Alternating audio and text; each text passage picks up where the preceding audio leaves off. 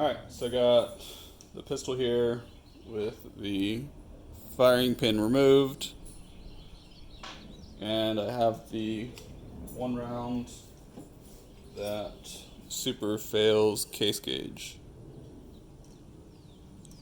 And I just want to see if it recreates the same problem that I had at the match, and if there's an issue with this lot, because I had 10 failures in a case of 500.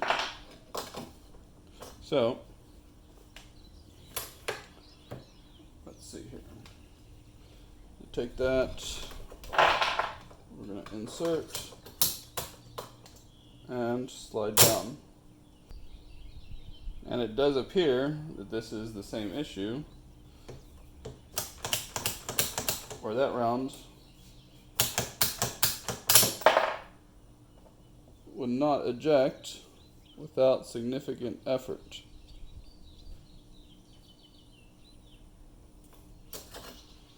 And what it looks like we're dealing with is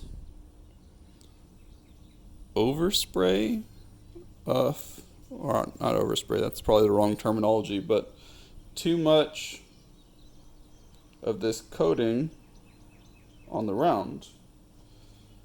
Now, let's see with the round yesterday, because that one would not go into battery. It looks like we're dealing with the same thing. If you see all that marking on that round, looks like as it was trying to chamber, that the polymer coating is actually what bound up the action. And it's on both sides, so you can see that.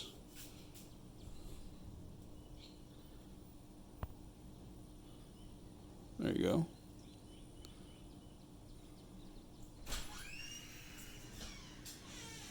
But I think that's what caused the problem.